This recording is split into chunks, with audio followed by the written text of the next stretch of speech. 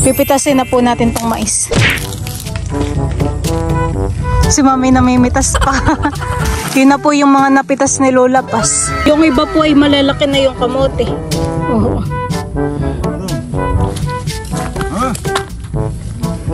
Ipunin po natin.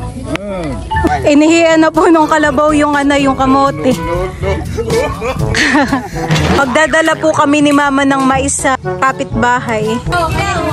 Salang akin.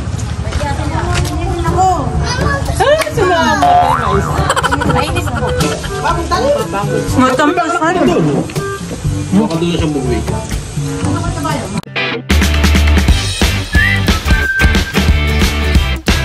What's up mga kamilot? Welcome back sa aking channel. So for today's vlog po ay nandito po kami ngayon sa Nakar. At kami po nila Mamay makikipitas po ng mais at saka po makikihukay ng kamoting bagin. Kasama ko po si Mama at saka po si Papa. Hello po. Sa kanila tayo makikihukay kay Ninang Paz at kay Ninong Pichi. Palis na rin po kami. Kayo na po. Nilot sa ibabang. Napakalaki po dito ng puno. Punong ano po ito, Mama? Puno daw po yan ng balete.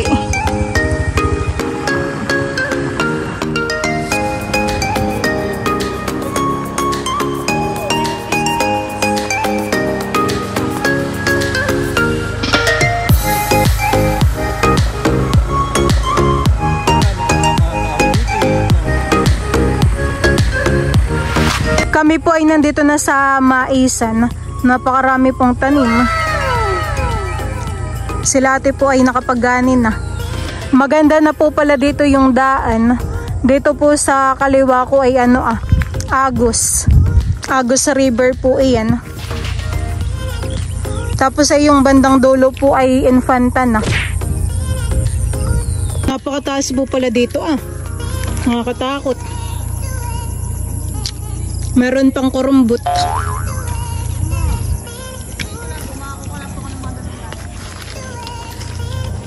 Ba may mga saging rin dito sa tabi Marami pong bunga yung saging Saging na saba. Bayan po yung bunga ng saging. Meron pa po doong isa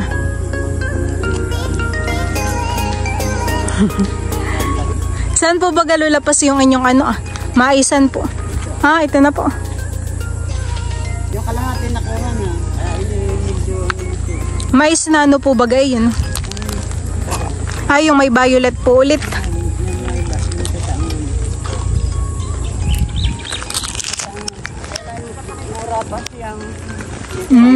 Medyo mura pa po honey.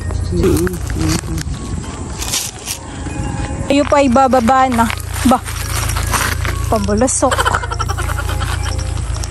Mababa po itong taniman ng mais. Kanina po ako nandun sa taas Madulas po din ang pagbaba sa graba. Yung iba po ay mura pa Alin po ang pwedeng pitasin? Maganda din. Maganda.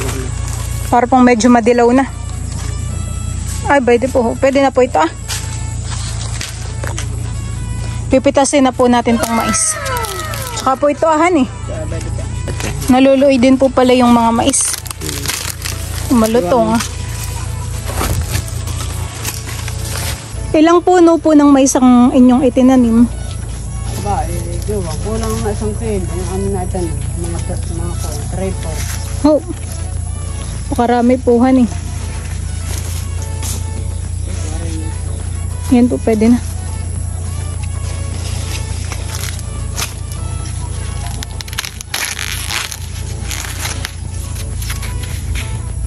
Yung ganito po ay bulaklak niya. Yung dulo po.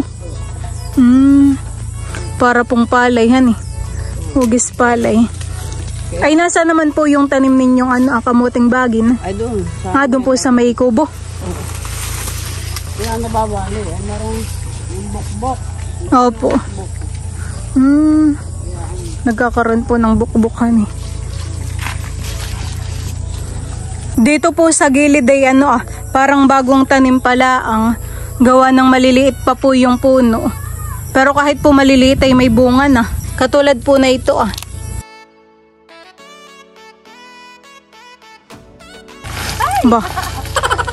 Makapoy kayo mag-slide. Bayde po yung mga mais na napitas po nila kuya. Tapos ay meron pa rin po diyan.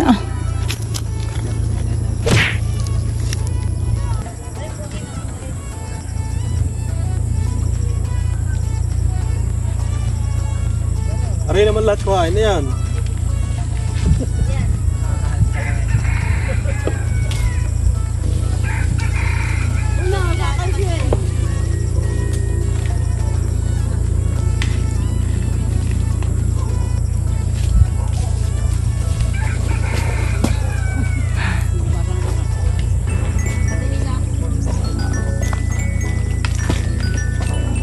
Si mami namimitas pa.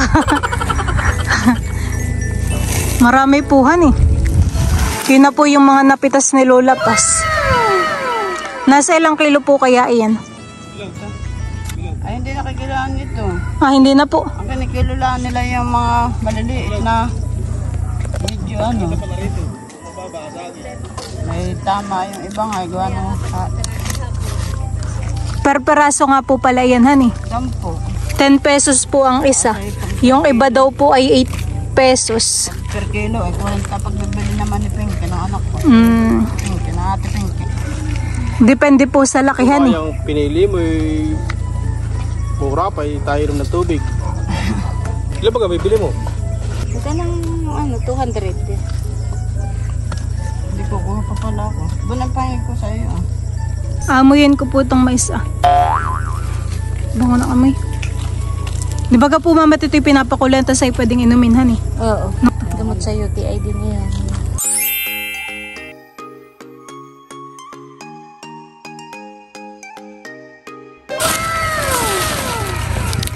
Tayo po baga mamay may lagayan? Oh, may dalang sako ang papa. Ano lagay mo? Pwede. Sako da. Sana natin tinalagan. Saglit lang din naman po yung pagpitas ng mais. Bali 200 pesos po yung binili po namin. Yun po ay may tawad pa. Kami naman po ngayon ay pupunta dun sa kubo. May iwan na isa dito.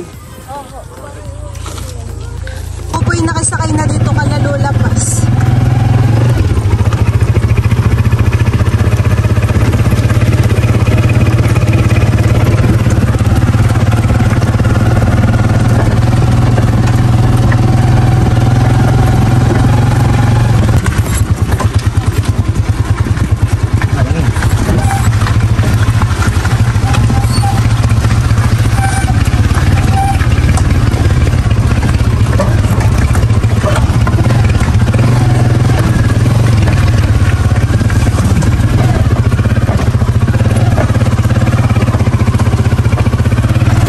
Kami po ay nandito na. Meron din po palang tanim dito sila Lola Paz po na talong. Saan po banda yung kamuting bagin? Doon po May arado ka na doon? Oo, kumama na. Meron na doon kuha. May sako na doon. Aking kukunin yung kalabaw. Lagay na doon. Marami din po ditong bunga yung papaya.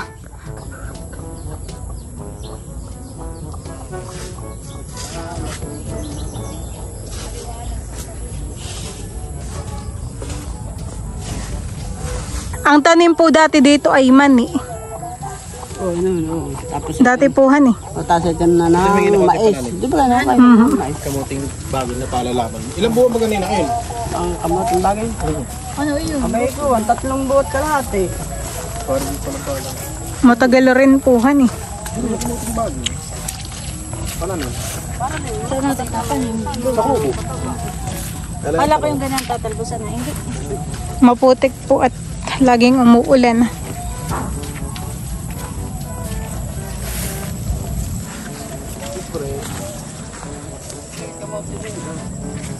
Nahukayan na po yan. Hindi pa po. Hindi na muna. Ano? Eh, dito lang nag-umpisa pa ng... Ito tayo walang dala sa ako.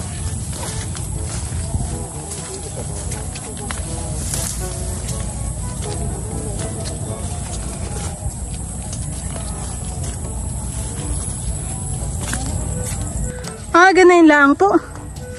Parang hukay na puhan eh. Pinagalbot nga lang sa akon. Ginalbot at magamog. Parang mamumulot ka na lang po, Hindi parang lulo. Saka lasi kimot. Yung iba po may tama. Nakakatuwa po yung ganito. Sa ilalim po na ito may laman pahan eh.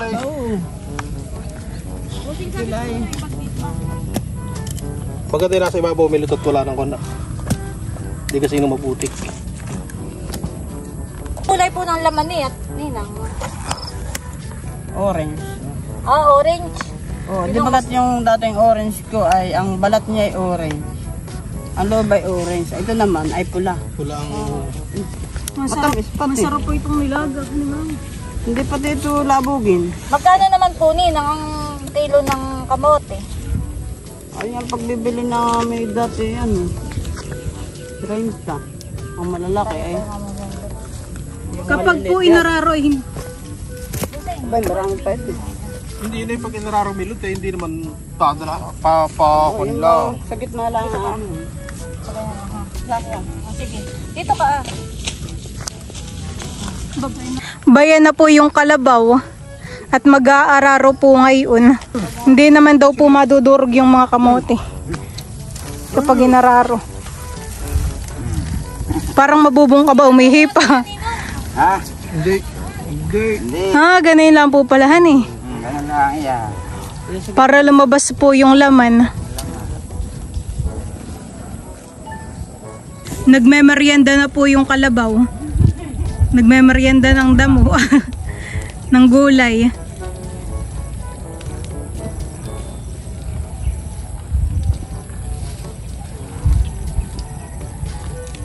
Inihian na po nung kalabaw yung yung kamote. Linis daw po. Hinagasa na at maputik nila. Oo. Gustong gusto po yung talbos. Hindi po yan nanunuag. Ba? Huwag ka lang lalapit. Lalaki yan. Sa inyo po yung kalabaw.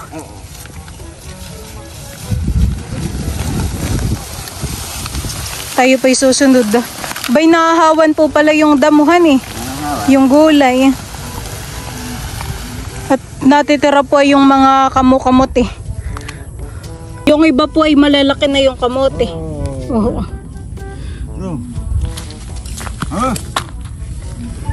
Ipunin po natin. Aba, ayun na pala.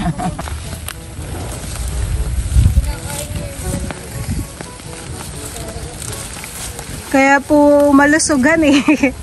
Busog-busog po sa pagkain yung kalabaw. Pwede rin po bagay ang gamitin sa palayanan, hani? Ay ngayon po ay makina na.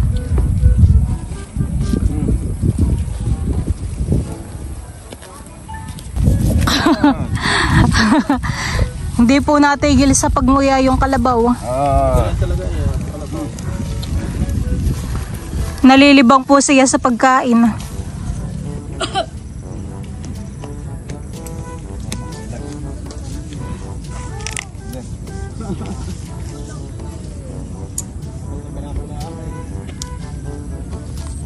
Yung ayaw ba yan? Daw.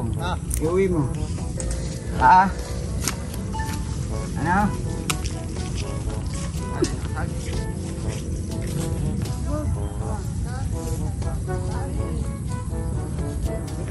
Meron din po ditong kamoting kahoy. Yan daw po ay tinanim ni Lola Paz. Yan pong mga nasa gilid. Pinuto lang daw po niya at saka daw po niya tinusok. Napakaganda po ng laman. Magtatanim rin po ngayon mama ng kamote? Oo. Ang tawag po din sa pagtatanim ay gapo. Maggagapo.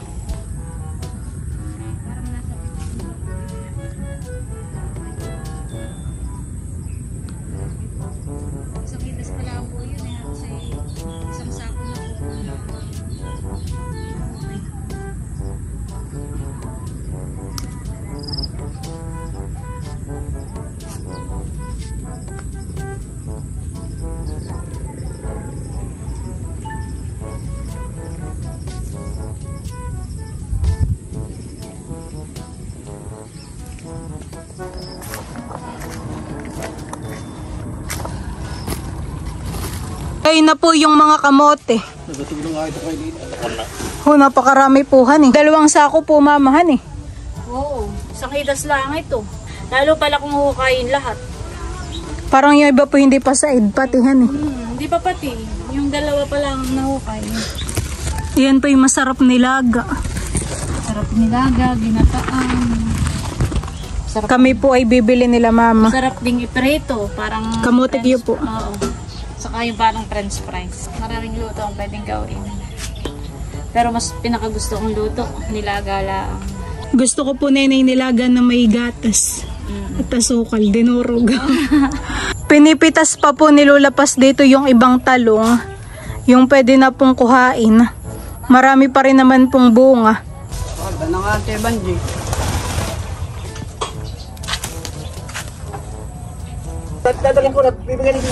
Kami po ay bibili ng kamoting bagin. Napakaganda po ng kulay, han eh.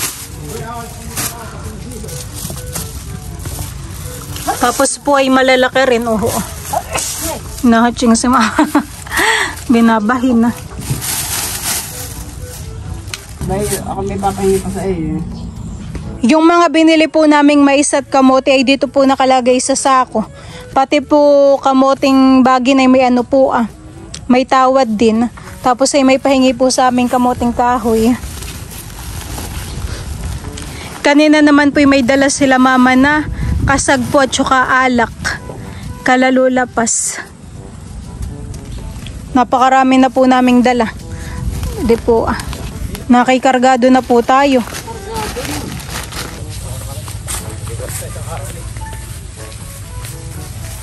Kami po nila mamay pabatsyon na. Iyo. Kargado. May kabuhayan na. Tara. At bali si mama po ay maglalaga. Binabaltan na po niya. Para mas mabilis po han eh. Mas mabilis maluto. Ilan po mamang ilalaga mo? Ay, pupunuin ko na itong kasarola. Kadamay na po ang kapitbahay. Para po makapagmerienda. Matamis po ang ganayan han eh. Manamis-namis ito. Si mama po yung nakayaka. Lanchonelas. Marami naman po yung ating binili. Ilang peraso din po yan? Ay, hindi ko na nabilang. Pero ito yung 200. May tawad pang lulapas. Tsaka po sa kamoting bagay na may tawad din. Lagi pong may free Ganun honey. naman kapag ka ikaw ay mamamakiyaw kapag doon ka, yun ang kagandahan kapag doon ka bibili sa mismong taniman. At may tawad talaga. Kumbaga hindi lang tayo ang pinatawad, lahat ng mga nabili doon. Pero kapag po nandun na sa bahay Oo. at kilo-kilo na ay wala na pong tawad honey. Ayan, kami po ay maglalaga. Punuin ko na ito, Milot. Sarap na ito, honey. Dito ko muna yung sukal at mamaya ko na lang itapon. Yan po mga kamilot at kuluan na po itong aking nilalagang mais. Napakabango po ng amoy.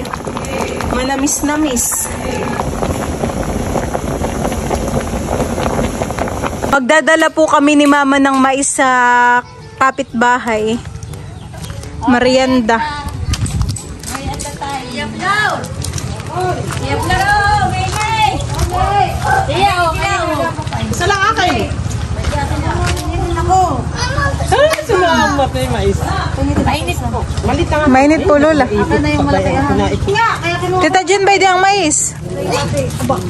Nandito po ngayon sila Tita Jen at saka po si Tito J. Ikibata ko na sabi. Ayaw, hindi na Jay. Saan galing ito mais? Saan galing ito? Okay, maliit lang. Saan nakakartito? Kami na kay Harvest. Ay, si tatay, pagbukod mo nakahapon na po, tiyan si tatay. Pagbukod mo ang lulo. Oo, piray. Mayang naman na kainin. Hindi ko lang ang tatay ng isa. Ibang kuko. Bayo ko lang buntis. Gusto ka ng buntis. Gusto lang kumain sa kanya, no? Si Mali, yung sila. Dati mo na lang dalawa. Kala ito. Ikaw, Tita Itit, meron ka na? Tamis ay. Wala na matitira, yung kadahin pa. Masarap pa yun. At siya may mahal. Merienda time po. Dali, Emilio. Ha? Tanim, matamis din. Matamis. Masarap nga yung tanim ninyo, Tita Hanit. Grabe talaga ka, ano. Hindi kami lot. Kain. Pwede po yun sa akin. Nag-allergy na naman ito isa eh, sigurado na naman. Dahil mo, wala kang gamot. Matamis, ano. Baka doon na siyang buwig. Ayan. Siyang buwig. Wala ba, pagkaroon nila? Pag alis uli ni Gin, di sa uli niya magdala, yung magsasabay-sabay ang hinog. Kaya nalis ninyo, Jin. Doon pa daw, tama-tama. Doon ni Gin ay hinog. Nandiyan daw siya hilaw. Kakakailangan ng tanghalian mo eh. Ayan. Angat-angat nga lang eh. Ako na kasi ang mura. Tapos ako kumain ng kanin, tapos itong mais. Ito ba yung bakit hindi? Nagmura kayo, Tita. Yung ko na. Ba yung nakita ang drink ko? Masarap ang mais. Manamis-namis.